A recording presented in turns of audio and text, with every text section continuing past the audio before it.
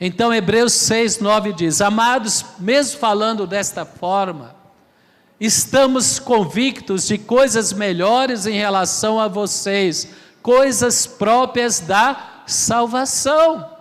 O apóstolo Paulo fala aos hebreus: olha, que você seja uma terra frutífera, porque quando você é abençoado e expressa a sua gratidão a Deus e retorna os frutos para Deus e para a obra de Deus, conforme Deus te abençoou, Deus vai renovar tempos maiores ainda de frutificação.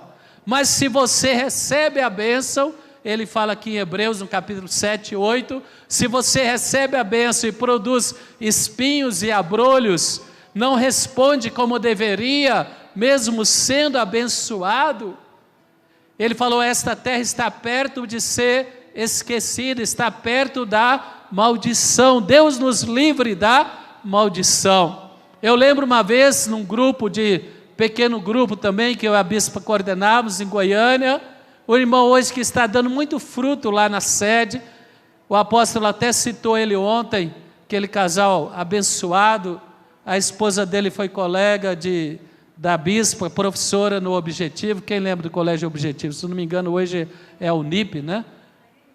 Tem ainda o Objetivo. E a bispa dava aula lá, e ela tinha uma professora, e ela levou para a igreja, e essa professora levou o marido, e nós encaixamos ele no pequeno grupo e acompanhávamos ele nos cultos e no pequeno grupo.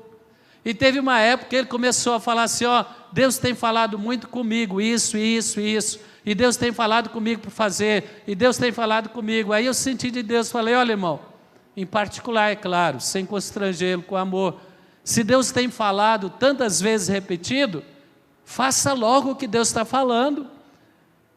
Deus às vezes insiste, é porque nós temos que dar o passo de fé. E ele deu o passo de fé. Hoje é um casal abençoado, são pastores lá na sede em Goiânia, estão colaborando no culto das 8 da manhã. Então ele fala aqui no verso 9, que as coisas próprias da salvação são promessas abençoadas. Deus tem para mim e para você, como fruto dessa campanha, como fruto da nossa caminhada de fé. Ele fala: ainda que tenha risco, ainda que tenha realmente risco de alguns se perderem na caminhada, mas nós estamos certos que coisas melhores em relação a vocês. Às vezes a exortação vem para nos encorajar e não para nos amedrontar. Como aquele irmão, ele entendeu, ele obedeceu e Deus o abençoou e hoje está frutificando. E ele fala: olha, eu estou convicto que coisas melhores para vocês. E eu estou convicto para você que está aqui conosco, todos, Deus tem coisas melhores. Você que está online, que talvez está passando um momento de lutas, de pressões, não desanime, não retroceda, não se afaste de Deus, da obra de Deus, mas Deus tem coisas melhores que são próprias da salvação. A salvação é a vida eterna em Cristo Jesus, ao que nunca alcançaríamos pelo nosso mérito, mas também à medida que nós crescemos e desenvolvemos a nossa fé, nós apropriamos de coisas melhores em nossos dias. E eu e você que já estamos há anos nesta caminhada, verso 10 diz: Deus não é injusto. Meu irmão, se algum momento na história da sua vida, eu e você podemos pensar que Deus é injusto. Quem concorda comigo?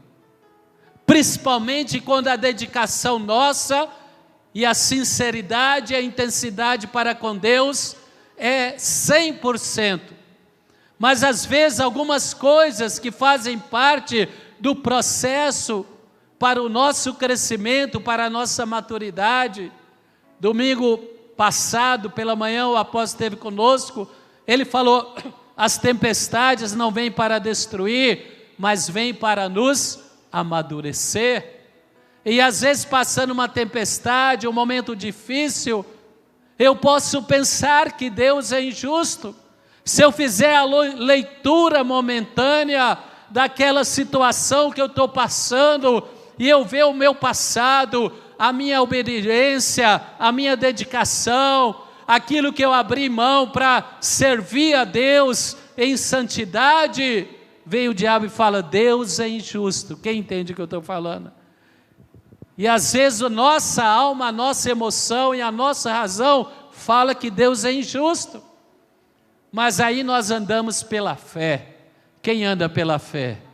Eu não entendo o que eu estou passando, eu não sei explicar por que eu estou passando isso, mas uma coisa eu tenho certeza: Deus não é injusto, a recompensa virá. Deus está preparando coisas melhores quando eu sair desse deserto, quando eu superar esta pressão, quando eu aprender esta lição. Deus vai fazer infinitamente mais do que eu achei que eu estava perdendo, que eu estava sendo lesado, que eu estava sendo injusto, que a vida estava sendo injusta e que Deus estava sendo injusto. Mas Ele fala: firma no seu coração esta fé. Deus não é injusto, Ele não esquecerá do trabalho de vocês e do amor que demonstraram para Ele. Eu e você fazemos para Deus. Quem faz para Deus?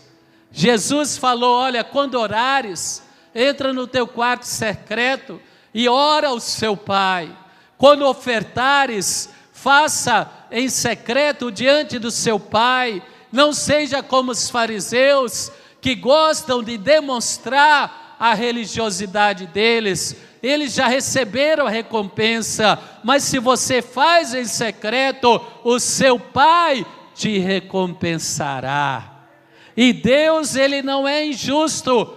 Toda ação sincera, oração, jejum, consagração, renúncia, compromisso, investimento, tempo, que nós investimos em Deus, para o nosso compromisso com Deus, não será em vão. Isso está gravado diante de Deus, isso está na memória de Deus, está registrado lá diante do Senhor, e os olhos de Deus estão sobre você, vendo o seu trabalho, a sua dedicação, o seu amor para com Ele.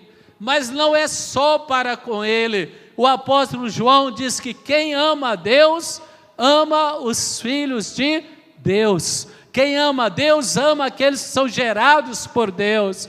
E a igreja é o corpo de Cristo. O meu amor e o meu trabalho para Deus também tem que ser expresso no meu amor e o meu trabalho para a igreja. Eu já vivi, todos nós já passamos momentos de desconforto. Quem já passou? Que nós não entendemos, que nós esperávamos talvez um reconhecimento, que nós esperávamos uma situação diferente que nós vivemos, mas não deixamos de servir a Deus, nem a obra de Deus. Às vezes servimos com alegria, às vezes servimos pela fé. Quem entende o que eu estou falando? Pela fé. Às vezes servimos sem entender, mas fazemos. Abraão ia entender porque Deus pediu Isaac. Isaac era a promessa para Abraão. Isaac era toda a vida, 25 anos caminhando com Deus. Tudo que Deus prometeu para Abraão dependia de Isaac. Sua vida, sua alegria, seu ministério, sua descendência. Isaac foi um milagre que aconteceu quando ele tinha 100 anos, e chega na adolescência, Deus fala: entrega Isaac nas minhas mãos. E às vezes eu penso, isso não é justo. Mas Abraão, meu irmão, minha irmã, ele provou a sua aliança com Deus, e quando ele entregou Isaac, ele falou: Abraão, eu te restituo Isaac, e eu te restituo riquezas, eu te restituo um nome abençoado, eu te darei muito mais. Nada pode estar acima da nossa consagração a Deus e do nosso propósito servir a Deus na obra dele, na casa dele. Deus não é injusto. Todo o trabalho e amor que fizeram para com Ele e para com a sua igreja, meu irmão, Deus irá recompensá-lo. Pois ajudaram os santos. Eu posso até traduzir, ajudaram a igreja, serviram a igreja e continuam ajudando e servindo a igreja. E aí no verso 11 eu queria destacar: queremos que cada um de vocês mostre esta mesma prontidão até o fim, para que tenham plena certeza da esperança, de modo que não se tornem negligentes, mas imitem aqueles que por meio da fé e da paciência recebem a herança prometida. Eu e você temos uma promessa, eu e você queremos alcançar esta promessa, seja profissional, seja familiar, seja ministerial. Mas ele está falando aqui, olha, você que começou bem, como o apóstolo falou ontem, o livro de Gálatas, vocês corriam bem, por que vocês deixaram essa persuasão, essa influência, esse pensamento? Não vem de Deus, vem do maligno. Não abandone a sua fé, não abandone a sua carreira, não abandone a sua corrida e o seu compromisso. E aqui ele falando, olha, fique firme, não desfaleça, continue servindo a Deus, continue em aliança com Deus, continue em aliança com a igreja, não negligencie o seu chamado, não negligencie o seu ministério, não negligencie os talentos que Deus te deu, a consagração, porque aqueles que alcançaram a promessa, eles alcançaram através da obediência, da perseverança e da paciência. Hebreus capítulo 10 fala que a promessa é para aqueles que depois de obedecer, permaneceram firmes. Quem vai permanecer firme? Perseverança e paciência é importante. Então eu queria destacar alguns exemplos de pessoas que não desistiram, que não abandonaram a sua vocação, que não abandonaram a sua visão, mesmo diante de dificuldades, mesmo diante de pressões, mesmo diante de situações que temporariamente os entristeceram, mas eles não abandonaram o chamado que eles tinham em Deus. Primeiro Davi, 1 Samuel capítulo 30. Davi perguntou ao Senhor: devo eu perseguir o bando de invasores? Irei alcançá-los? Davi recorreu ao sacerdote, à casa de Deus, e ele falou: vamos consultar a Deus. E ele falou: eu vou restituir aquilo que o inimigo saqueou, eu vou perseguir, eu vou alcançar. E o Senhor respondeu através do sacerdote: persiga-os, é certo que você os alcançará e conseguirá libertar os prisioneiros. Davi e 600 homens que estavam com ele foram a Ribeiro de Besor, onde ficaram alguns, pois 200 deles estavam exaustos demais para atravessar o ribeiro. Todavia Davi e 400 homens continuaram a perseguição. Meu irmão, alguns momentos o cansaço vai provar a nossa fé. Você concorda comigo? O cansaço, a expectativa que não foi realizada, o desejo que não foi realizado. Eu pensei, agora vai acontecer, e de repente não acontece. E Satanás fala: Deus não se lembra de você, Deus não é justo com você, que adiantou tanto esforço, tanta dedicação, tanta consagração? Mas mesmo cansado, Davi perseguiu até recobrar tudo aquilo que o inimigo saqueou. Quem não vai parar de buscar a Deus, mesmo às vezes cansado, mesmo às vezes sua alma aflita, mas você vai continuar buscando a Deus. E você sabe que Deus encaminhou Davi, e ele e o seu exército destruíram os amalequitas, restituíram a sua casa e recobraram os seus pertences e ainda mais. Por quê? Porque eles não se deixaram vencer pelo cansaço. Meu irmão, se eu tenho visto um exemplo de perseverança, é o apóstolo. Desde que quando ele começou, às vezes eu ia com ele para São Paulo, e ele pregava domingo de manhã lá em São Paulo, aí pegava o avião, nós descemos no aeroporto às 5 horas, eu pensando, agora ele vai me liberar. E ele falava, Paulo, toma um banho e a gente encontra na igreja. E voltava domingo para pregar em Goiânia. Agora ele falou, se passaram vários anos, já não tem os seus 40, 50 anos. Paulo, prepara a igreja aí, eu vou estar com vocês domingo de manhã e eu volto domingo à noite que eu quero estar em Goiânia. Meu irmão, o cansaço pode ser vencido pela fé. Quem concorda comigo? Tem o cansaço físico, tem o cansaço mental e tem o cansaço de alma. Nós estamos enfrentando esses dias de pandemia, se vocês concordam comigo, um cansaço mental e um cansaço também de alma. Quem concorda comigo?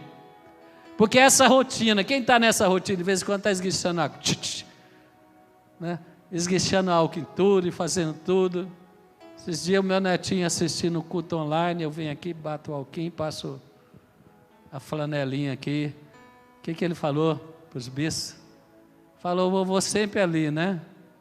Passando a flanelinha ali. Isso cansa, não é verdade? A rotina que talvez já era difícil se tornou mais difícil.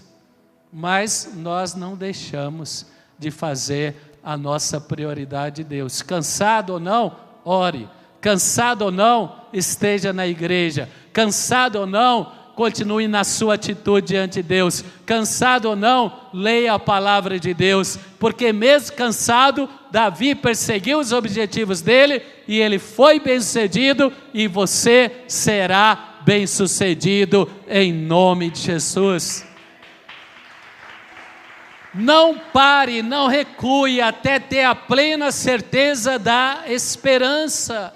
Mostre o seu zelo, mostre a sua dedicação, mostre a sua consagração, persevera conosco, pelo menos 2 vezes por semana, persevera na sua atitude individual com Deus, diariamente, não só na congregação, mostra a mesma prontidão até alcançar a promessa. Outro exemplo, Salmo 126, versos 5 e 6. Salmo 126, versos 5 e 6. Aqueles que semeiam com lágrimas, com cantos de alegria colherão. Aquele que sai andando e chorando enquanto lança semente, voltará com cantos de alegria, trazendo os seus feixes. Meu irmão, não pare diante da dor. Às vezes a dor, a perda momentânea, uma luta contra uma enfermidade, uma luta contra um diagnóstico, uma luta contra um conflito, uma situação familiar que te entristeceu muito, uma decepção, as lágrimas correm dos olhos, mas não se afaste de Deus, não se afaste da casa de Deus, não deixe de servir a Deus. Quem entende o que eu estou falando? Não deixe de servir a Deus. Voltando ao exemplo do apóstolo, tantos momentos nós passamos na fonte da vida, mas ele nunca se afastou do altar e nunca deixou de servir a Deus. E às vezes era dor tão grande que ele falava, igreja, vem cá, ore por mim. E eu e você também temos que seguir esta prontidão, essa perseverança. Alguns estão tão bem, mas aí vem uma situação, vem uma dor, vem a lágrima, vem a angústia, vem a tristeza.